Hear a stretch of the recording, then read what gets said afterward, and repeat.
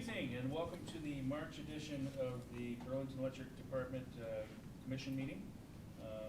It's held every second Wednesday of the month right here at 585 Pine Street at 5 o'clock. And we welcome all Burlingtonians, ratepayers, anyone who cares who gets our electricity.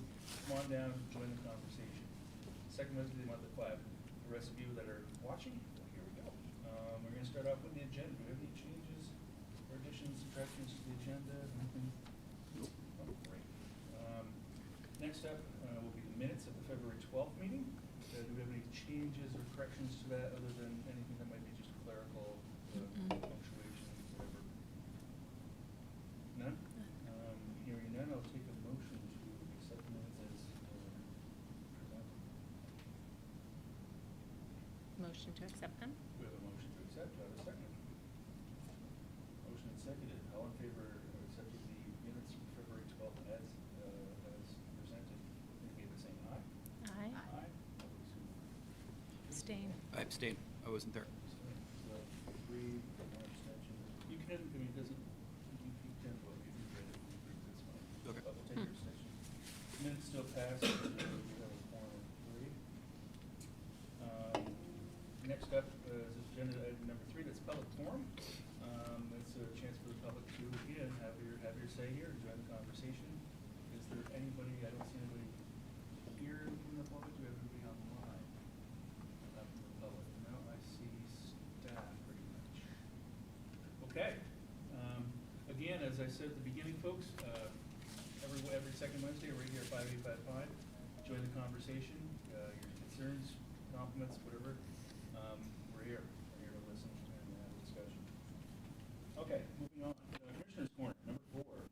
This is a chance for commissioners to have a quick moment to have whatever's on their mind from last month to this month. Open the floor. Nothing for today. Okay. Again, that's an opportunity to bring up things that happen in your world as it relates to this world. Okay, moving right along. Item number 5 is the general manager update with general manager Darren Spring. Thank you. A couple items. I'll just start at the top with tariffs, because I know it's of interest.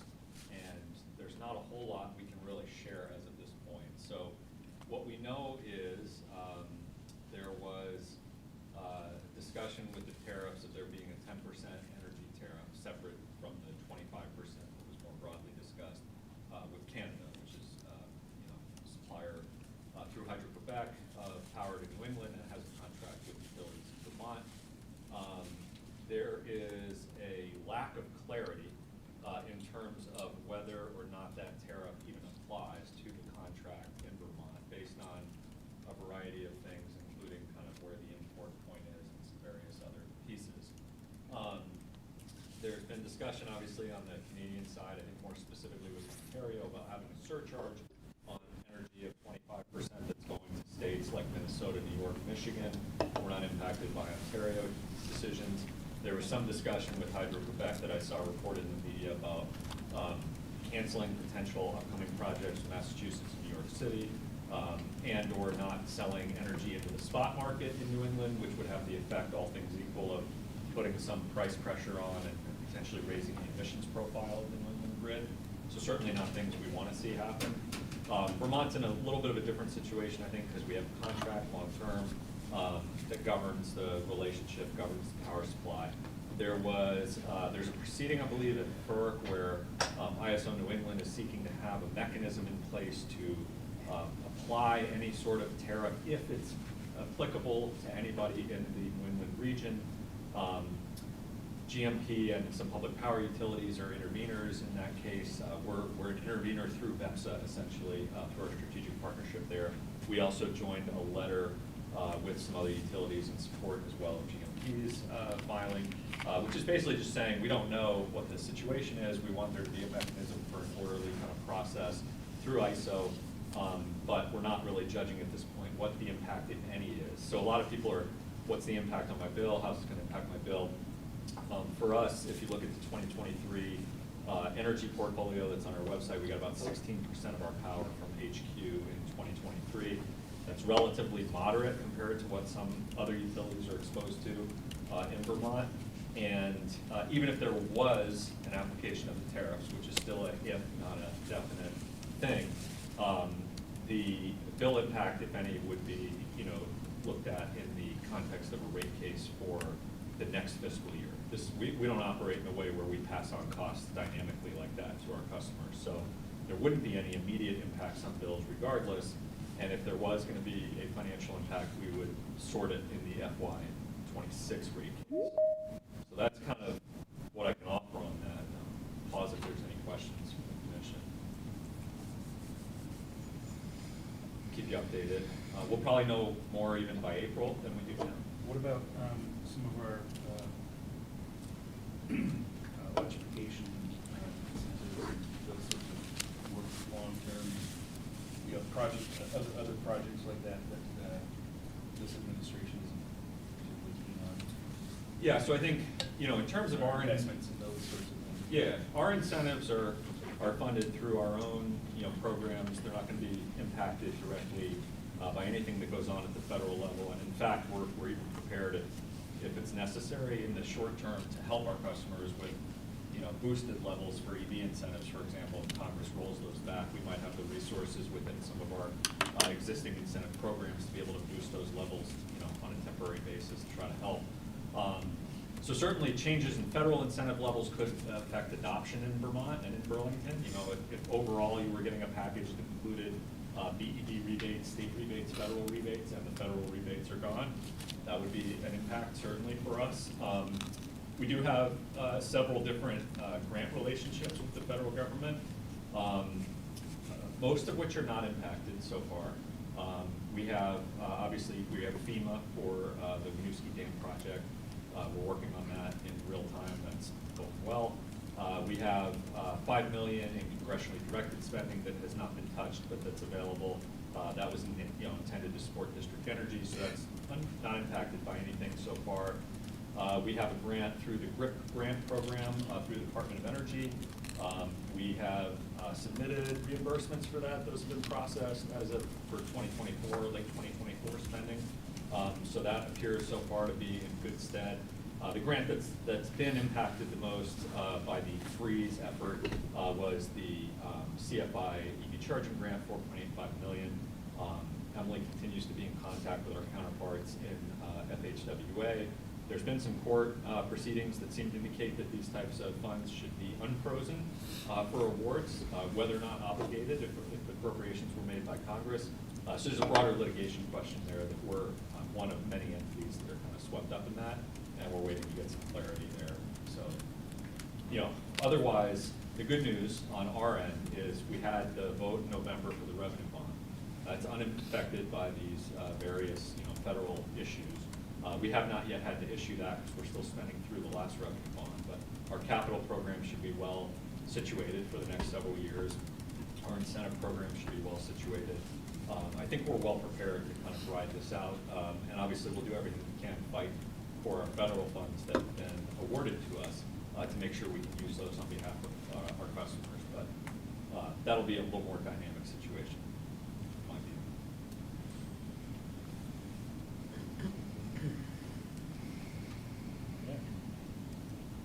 All right, a couple other items unrelated to federal administration or tariffs. We are still in the midst of our own legislative session, obviously, in Vermont. There's a bill, S65, which I mentioned would provide more flexibility on the efficiency funds. A lot of back and forth about that between various entities in the legislature. It could be voted on in the Senate Natural Resources and Energy Committee this week. So we'll kind of wait to see what happens there. That's been the main energy bill that's taken up most of the oxygen so far, at least on our types of issues. I mentioned here that the RFP that you previously approved in February will be going to the TUC later this month. We obviously have another RFP for this evening, and if that's approved, that likewise would go to TUC later this month for consideration before the council would consider them in April. And then lastly, we're working on our annual net zero energy roadmap update. We have likely April timeframe for some results there, working with Synapse. I did want to note, speaking about incentives, we're closing in on 1,000 lifetime EV plug-in hybrid rebates and about 3,000 heat pump rebates. So those are nice numbers to see. And we'll be working to capture all that progress in the net zero roadmap and see where we are overall on thermal ground transportation. So that's everything I had for the GM update. I have a question about the roadmap. To what extent does that get shared out to the community or the city or various stakeholders? Yeah, we usually do a summary presentation that we do present to the commission, to the city council. We post on our website. In certain years, most years in the past, we've done some sort of a press event or public event to sort of highlight the data and any other kind of initiatives related to it. So I don't know exactly like what the plans would be to do that this year, but we'll look at that. But we'll have multiple public presentations on the data certainly, and we'll make sure it's available on our website as well. What is the timeline for that again, Darren?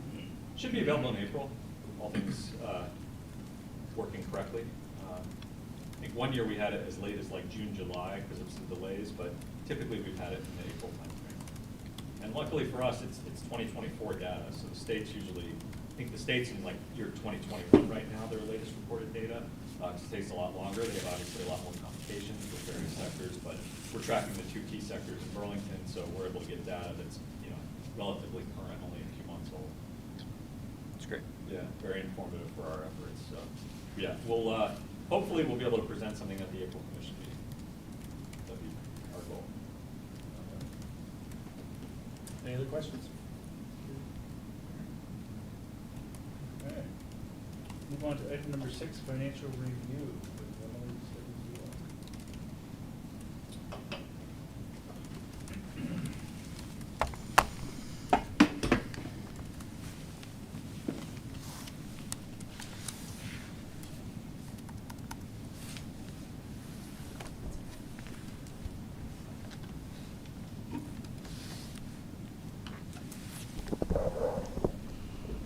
Okay, good evening.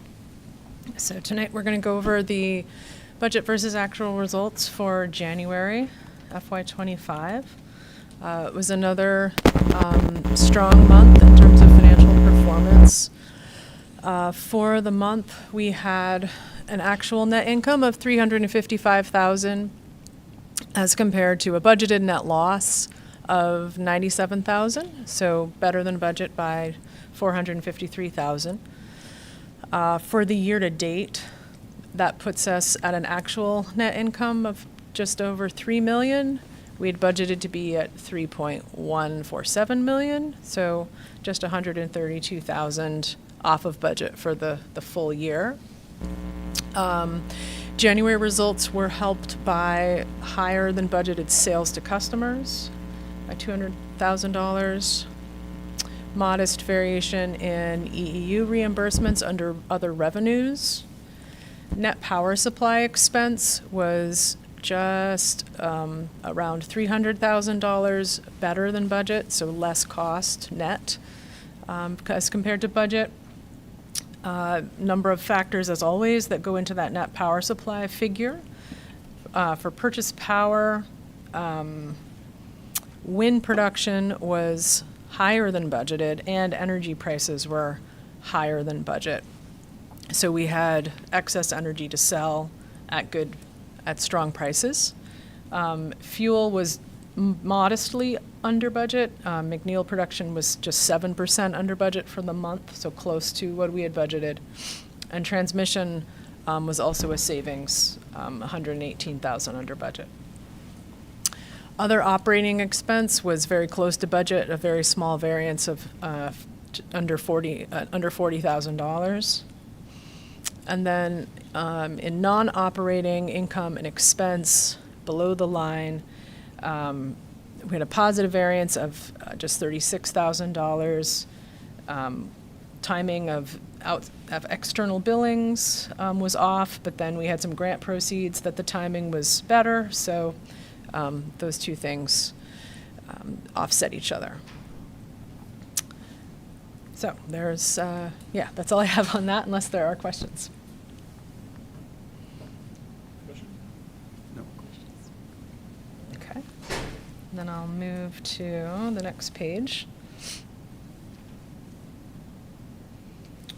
So capital spending, January year-to-date, we're about 46% of the full year budget. The distribution category is the one that's, well, that one in the sort of general category are the furthest behind. I know distribution has scheduling switch work, you know, like the past couple weeks and then the next few weeks. So those will be some major capital projects getting completed in the next month or so. And under general, the key fob system replacement is being worked on as we speak. So there's some projects advancing in both of those categories. Operating cash as of January 31st was $11.4 million. That compares to a budgeted cash balance as of January of 11.2, so a couple $100,000 better than budget. And our debt service coverage ratio for the most recent 12 months was 4.95. The adjusted debt service coverage ratio 1.29, and counting the line of credit, 153 days cash on hand. Happy to take any questions. Not too bad. Questions?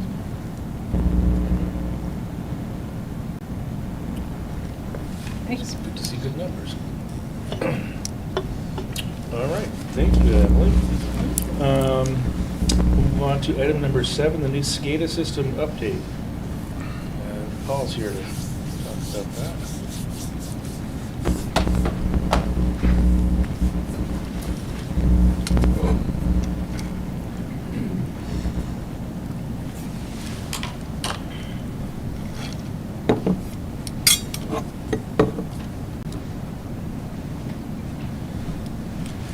Excellent. So I've got Yvonne at 80s on the online as well.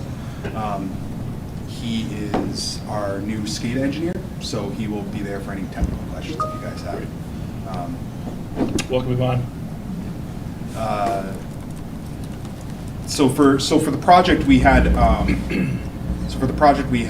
to upgrade the existing Schneider system to something newer, and I'm going to run through the summary for that.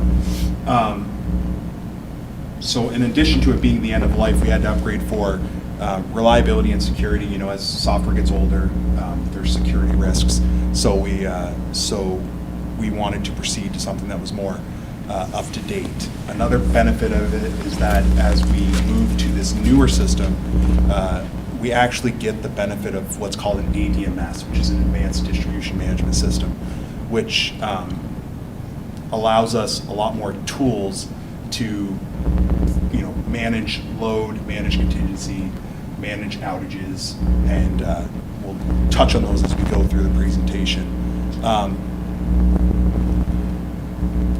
And so, I jumped along here, but so what it does is it allows us some more scalability and flexibility.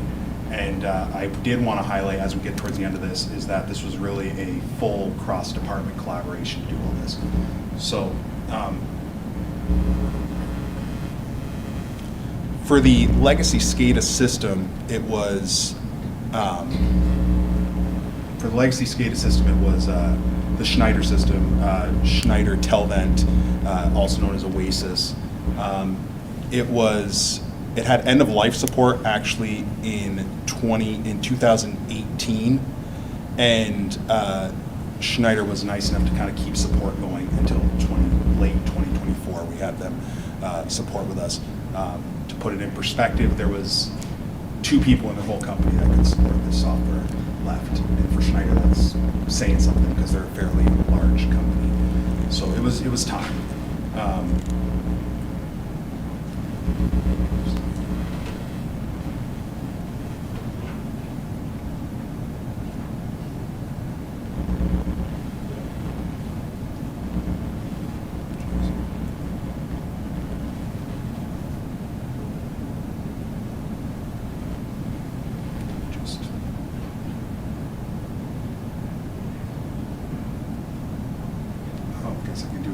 systems. Thank you very much.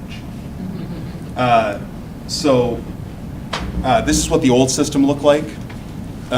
It had, this is just a snapshot of our system, but it had it very limited in what it is. It was really just a glorified one line is what we call it.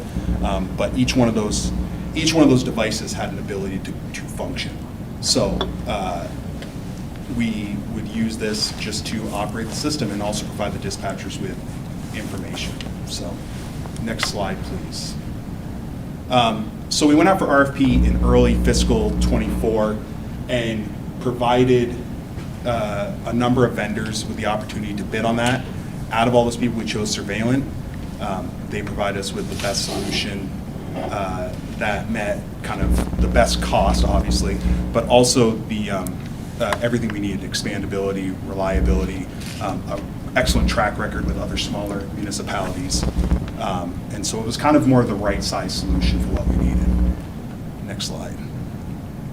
So the SCADA system is really, I mean, this is a very simplistic way of doing it and showing it, but what it shows is that you have a dispatcher sitting at this terminal, and he sends out a signal on what he wants to control or operate in the device.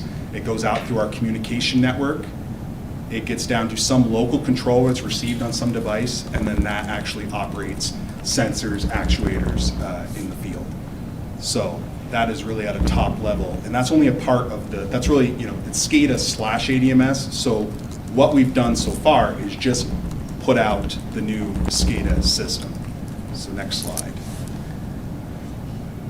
So then, now that we have SCADA implemented, and also an integration of our GIS system, which we'll show as we go on a little bit farther here, we can now move on to implementing all these extra bells and whistles, right? So distribution management system, which allows us to optimize the power system by running various studies and leveraging engineering to run those studies, to give guidance to dispatch. But what it also does is it has, it pulls in a lot of stuff from like our customer information system, our GIS system, the AMI system, and it all gets pumped in there where we can actually do stuff like locating faults. It's automatic locating faults. It'll do a bunch of calculations and kind of give you an idea of where it could possibly be, which will streamline restoration times. Next one. So the OMS system is more or less just kind of a way to communicate with the customer front end on how long it's going to be for restoration, and it's also a lot of data and such. So while the DMS system will do the kind of the load analyzing and all that stuff, the OMS system will really kind of be focused more on giving customers like restoration times and what else will be involved with that. So it improves response time and it improves the customer experience. So next slide. So this is just a snapshot of kind of what our new system looks like. You can see it's quite a bit different than what it was. But to kind of compare them as close as they need to be, this is the closest we can get to kind of comparing them right side by side. So the old system had a one line. This is what the new system one line looks like that they have the stuff. So, but it's fully customizable. There's a lot of different things that our guys can do, our engineers can do in-house to change this. So, and custom fit it to whatever it needs to be. So next slide. So this is the big thing that we now have. We never had a GIS view, so a geospatial view of what the system looked like in SCADA. So now they're able to actually navigate to, you know, some point in North Ave where they actually can go to where they need to be and give better guidance to the crews. Where in the past they had to go to the GIS system and look on two different things. So now they can leverage this. All right. What we also get is, because of all this new architecture, we have a lot better, we have the ability to do backups in real time. This thing has a replicator and a historian. So if we were to lose both the main and the backup, we could spin up the system in a matter of a half an hour. We could spin the system, get it back up, and let it kind of move along on the replicator while we boot everything back up. So there's very little break in operating time or downtime. But that being said, the old system was very manual with how you had to swap things over, whereas this, everything's running in parallel. So if something does fail, it's an automatic flop over, and we don't lose connectivity. So, like I said, it was a kind of company-wide initiative. The primary people that were involved was most of the engineering team, most of the IT team, all of dispatch, and then we actually got to leverage some of the project managers in the company too to kind of get this big project over the finish line. We did get in the future collaboration, we're going to involve metering and customer care for kind of implementing all that customer-facing stuff, so the AMI and the CIS stuff. So the phase 1 and 2, which is the SCADA and the GIS implementation or integration, was completed in January and February so right in that end of January, early February 2025 window. And that kind of coincided with moving into the new dispatch center. That all went hand in hand. Again, the improved architecture, ongoing quality support from them. Surveillance has been excellent to deal with, and quick to help us implement stuff. But more importantly, the system is so intuitive that my engineering team has been able to really pick it up fast. We've actually been able to implement stuff in-house and not have to go outside and lean into that type of that extra off-site support. So then the next steps are we're going to do the DMS implementation, which is in August of 2025. We expect that to go live. And then February of 2026 for the OMS system. And the reason we have to wait on the OMS system is it has to coincide with the CIS upgrade that we're doing. So, and all our focus moving forward is to make this as seamless as possible for people and improve reliability. So that is it. Any questions? Thank you very much. Thank you. Thank you. Okay. Item number 8 on the agenda is the McNeil Forestry RFP. Okay. So a little bit, after the last RFP got done, we had tried 3 times with the forestry RFP to see if we get a bid that was within budget and that met the objectives of the council resolution. And in our last go-round, this bid, which is included in your packet, from K2QC Consulting, who I hadn't been familiar with, but submitted their bid. They have offered to achieve all of the various goals for the council resolution. I think those are on page 50 of your packet at the top. And they're willing to do this at a cost not to exceed the $22,850. We had up to $25,000 budgeted, so that's within the budget, competitive for the budget. And although I'm not familiar with them, and Betsy, who's on with us, our chief forester, hadn't been familiar with them, we have reached out to folks who are expert in the space. We've heard good recommendations, so we're inclined to move forward. This is exactly what we were looking for, a third party who has the expertise and can give us a review and audit of our forestry practices, provide a verification of information that we currently provide to the public, but have it come from the third party, and then offer us a set of ideas to help improve practices, engage during the public hearings. All the necessary pieces, as far as I can read it, are there. There are a few typos in the proposal, acknowledge that. I mentioned that, Yep. like, how seriously are you taking these people with all the typos in their proposal? Yeah, no, there's a few typos in the proposal, so I want to acknowledge that up front. I think the benefit here is we do have a licensed forester in New England, in Maine in this case, but who's familiar with the Vermont and New England forestry practices and who can give us just another perspective. And that's, I think at the end of the day, what we're looking for. And again, this is kind of a unique process with these RFPs where we've been, mandated to do them under council resolution and to do them in this particular way and bring them to you, to City Council, to have them reviewed and approved. So absent accepting this one, we would essentially have to declare that we're not able to achieve the goal of having something move forward here. And I think typos notwithstanding, this looks to be a reasonable proposal. I'd ask Betsy, who's on with us, if she has any additional comments to offer. My only comment, I saw the typos also, and it is a little concerning, but when I have talked to people in the field, I get very high recommendations for this person. And he has a lot of expertise from industry and private consulting. So I think he can really understand what we do, and I feel very comfortable with this. Okay. That's good to hear from you, Betsy. Anybody? Yeah, have we interviewed this person?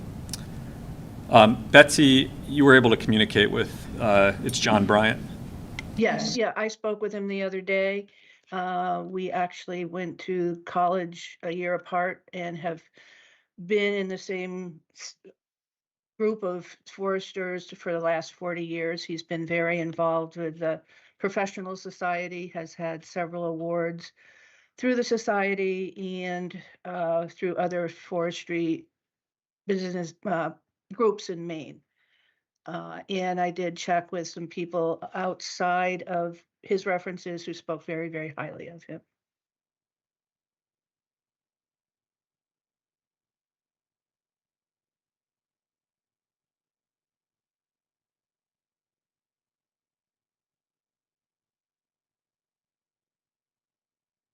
We were concerned we weren't going to be able to advance anything in FY25, so Yeah. the fact that we have a proposal that's from a qualified individual within budget, definitely a good outcome. Yeah. Are there any conclusions as to why we just couldn't find anyone locally? There were, we went through a couple rounds. We did get some previous responses that were simply out of scale with the budget, in some cases almost 2-3x what the budget was. And in some cases, I think they were looking to do things beyond what was being requested. So maybe a bit more of a package than what we were looking for based on the resolution. But we did confirm, like seeking informal advice from folks who are in the industry, is this a reasonable number to have for this type of work? We heard that it was, and then ultimately on the third try, we got a responsive bid that was in that range. So I think it was partly just making sure that we didn't end up with more of a package than we needed in terms of the types of things that they were going to bring to bear. And then that ended up helping with the cost, I think, in this case. So this is precisely tailored to exactly what was in the resolution, but nothing more. Other questions? Yeah, just so I'm understanding this correctly, Darren, this is basically this proposal, I'm interpreting it to say that we'll include these 6 items in the scope as listed, the as a sort of firm deliverable, and it will cost up to, the amount stated. Right. But it's not, but it also has an hourly rate. So it means though that the entire scope will be delivered at that cost or less, essentially. Yes, and if this is approved ultimately here at TUC and at council, we would structure the terms such that it is, as the proposal says, total project cost not to exceed, we'll have a not to exceed. So billings can be based on the hourly rates, to get up to the point of the not to exceed, but even if something was done beyond that, our kind of limit budget-wise would be at that $22,850. Okay, thanks. Yep. That was my understanding. I just wanted to confirm it. Yep.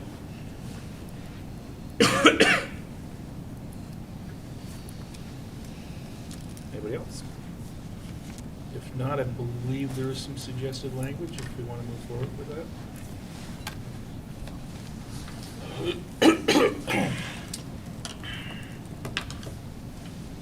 I move that, I can do it, if that's right. I move that the Electric Commission approve and recommend that to the Transportation, Energy, and Utilities Committee and the City Council approve the proposed contract with K2QC Consulting, LLC, K2QC, to provide forestry assessment and analysis services for the McNeil Generating Station.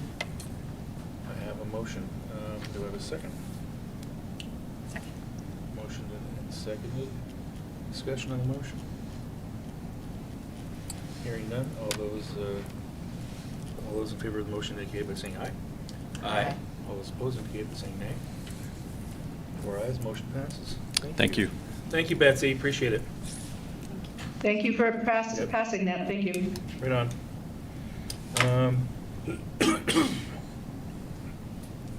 All right, next up, we have an anticipated executive session to discuss some McNeil commercial items. I'll leave it at that, as it's likely to be contractual and that sort of nature. So, are we going to be coming out with any sort of decisions, or should we?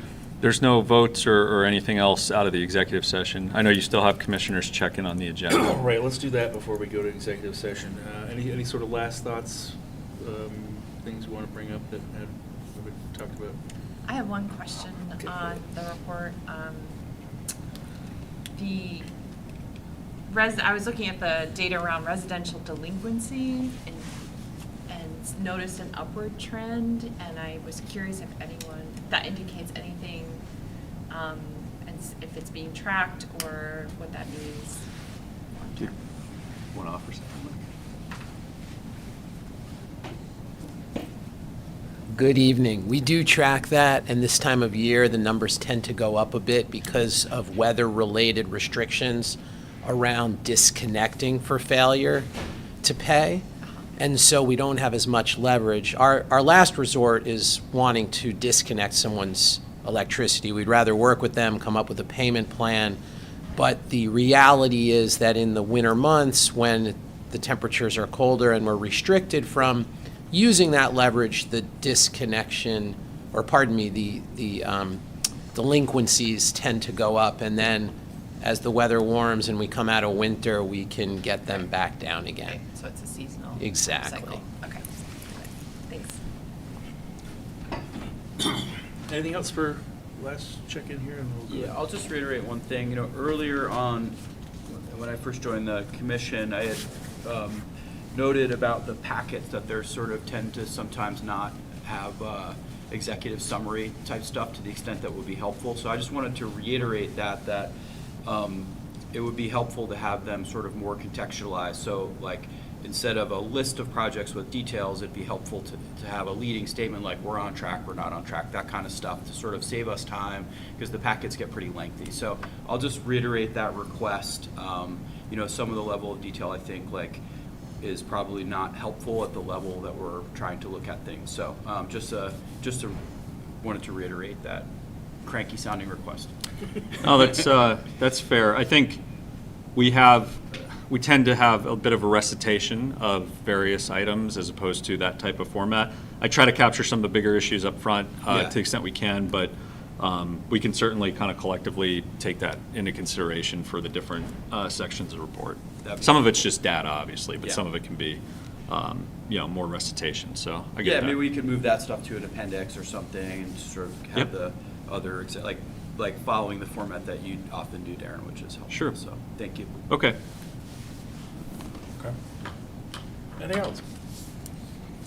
Okay, there is some language to, and is it? Can we move over yonder? Yeah, That we way can use the room back here. So Travis can get out of here. Great. Yep.